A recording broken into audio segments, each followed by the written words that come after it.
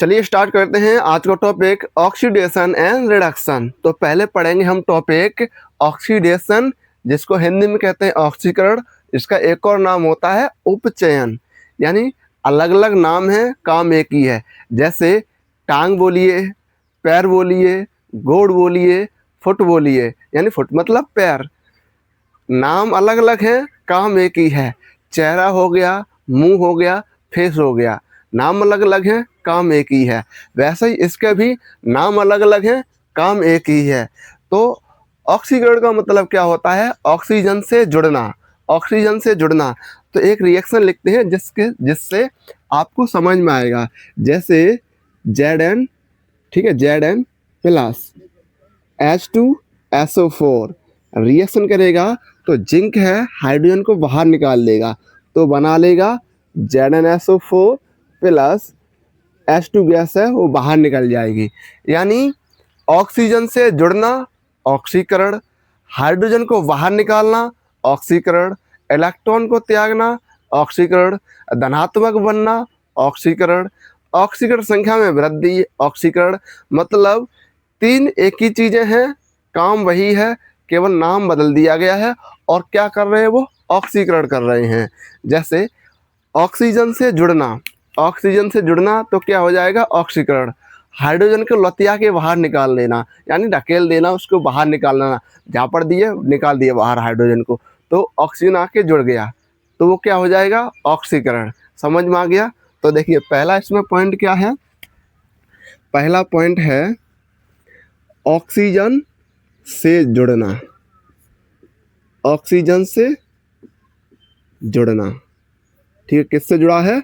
Oxygen से। तो देखिए जो जिंक है, यानी कोई भी धातु अगर अम्ल से क्रिया करती है तो अम्ल से हाइड्रोजन को बाहर कर देती है, ठीक है। तो देखिए यहाँ पर क्या हो गया? ऑक्सीजन से जुड़ना। और दूसरा क्या हो जाएगा? H2 यानी हाइड्रोजन का निकलना, हाइड्रोजन का निकलना। अब इसमें देखिए जो जिंक धातु थी, जो जिंक धातु थी उसने ऑक्सीजन से जुड़ने के लिए हाइड्रोजन को बाहर निकाल दिया। देखिए जो जिंक धातु थी यहाँ पर जुड़ गई, हाइड्रोजन को बाहर निकाल दिया, तो हाइड्रोजन बाहर निकल गया। तो पॉइंट क्या हो गया? ऑक्सीजन से जुड़ना, ऑक्सीजन से जुड़ना और हाइड्रोजन का निकलना। तो यहाँ पे जो जिंक था ऑक्सीजन से जुड़ गया और Zn ने H2 को बाहर निकाल दिया। यानी पहला टॉपिक समझ में आ गया, ऑक्सीजन से जुड़ना और हाइड्रोजन का निकलना, ठीक है। अब देखिए अलग पॉइंट हो जाएगा, ये दो पॉइंट सेम हैं।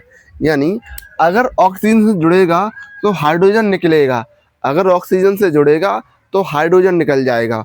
और देखिए आपकी सहूलियत के लिए लाइन खींच दूँ मैं और आपको अच्छे से समझाऊँ। और जो टॉपिक है, जैसे तीसरा टॉपिक है, इसमें क्या है? तीसरा टॉपिक इलेक्ट्रॉन को त्यागना। इलेक्ट्रॉन को त्यागना, इलेक्ट्रॉन को त्यागना। जब कोई धातु इलेक्ट्रॉन को त्यागती है तो उसका ऑक्सीकरण होता है। जैसे यहाँ पे ले लीजिए आप सोडियम धातु लीजिए, अभी इसने कोई ऑक्सीडेशन नहीं किया है, अगर ये इलेक्ट्रॉन को त्यागेगा, इलेक्ट्रॉन को त्यागेगा तो यहाँ पर Na+ बन जाएगा, Na+। यानी अभी इसके पास कोई भी आवेश नहीं है, यानी इस पर आवेश कितना है? 0। अगर इसने एक इलेक्ट्रॉन को त्याग दिया तो बन गया Na+, क्योंकि सोडियम का परमाणु क्रमांक कितना होता है? 11। तो 11 को कैसे लिखते हैं? 2,8,1।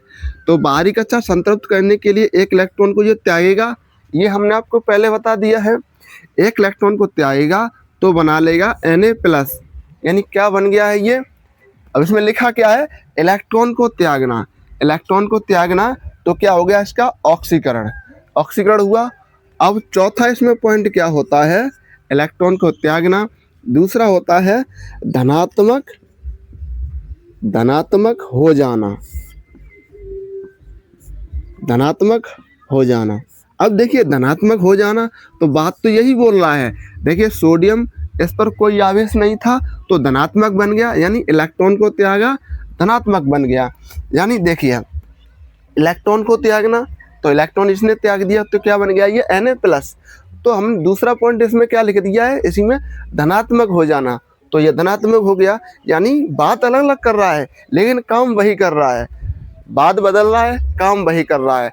मतलब इलेक्ट्रॉन को त्यागेगा तो क्या हो जाएगा, ऑक्सीडेशन। इलेक्ट्रॉन को त्याग दिया इसने, धनात्मक हो जाना, यानी ये धनात्मक भी हो गया, धनात्मक हो गया तो इसका क्या हो गया, ऑक्सीडेशन यानी ऑक्सीकरण हो गया है। ठीक है। अलग एक पॉइंट और होता है ऑक्सीडेशन नंबर यानी ऑक्सीकरण संख्या। ऑक्सीकरण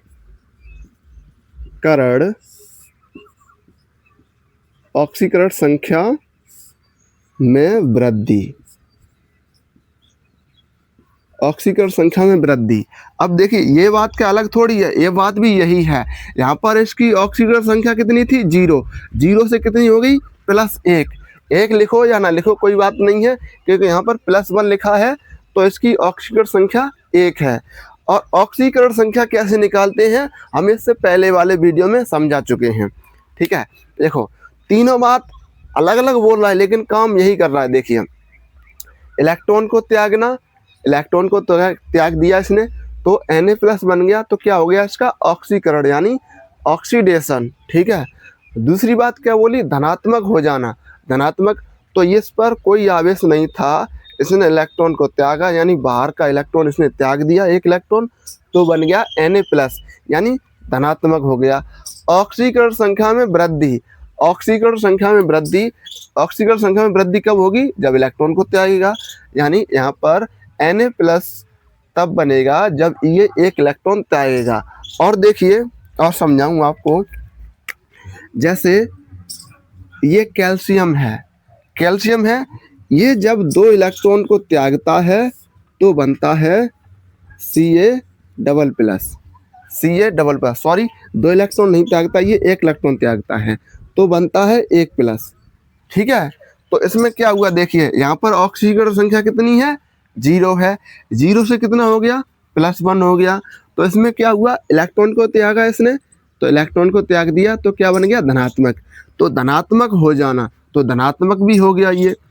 ऑक्सीकरण संख्या में वृद्धि, यहाँ से 0 थी यहाँ से +1 हो गई, तो ऑक्सीकरण संख्या में वृद्धि हो गई। और देख लीजिए Zn, जिंक होता है, ये 2 इलेक्ट्रॉन को त्यागता है तो बनाता है ये Zn2+। अब इसमें भी तीनों ये फॉर्म अप्लाई हो रही हैं। क्या हो रहा है, इलेक्ट्रॉन को त्यागना, तो इलेक्ट्रॉन इसने त्यागा तो इसका क्या हो गया, ये ऑक्सीकरण हो गया। धनात्मक हो जाना, तो धनात्मक भी हो गया, ये धनात्मक हो गया तो क्या हो गया, इसका ऑक्सीकरण हो गया।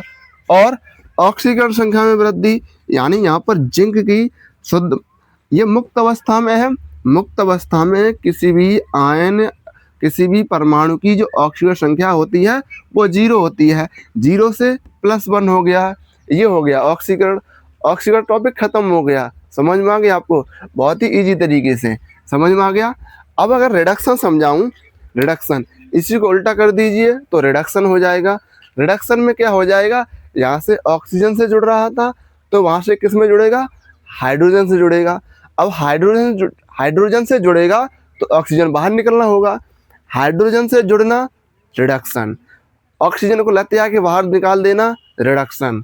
अब इसमें इलेक्ट्रॉन का त्याग हो रहा है, इलेक्ट्रॉन का ग्रहण करना रिडक्शन। धनात्मक हो जाना, अब उसमें हो जाएगा ऋणात्मक हो जाना, ऋणात्मक हो जाएगा तो क्या हो जाएगा उसका रिडक्शन। ऑक्सीकरण संख्या में वृद्धि, अगर ऑक्सीकरण संख्या में कमी होगी तो रिडक्शन हो जाएगा। ठीक है। तो यही सभी टॉपिक हैं, इन्हीं को उल्टा कर दो तो वो हो जाएगा रिडक्शन। तो पहले इसको लिख लीजिए फिर हम रिडक्शन समझाते हैं। चलिए अब देख लेते हैं हम रिडक्शन को। रिडक्शन यानी रिडक्शन या अपचयन जिसे बोलते हैं।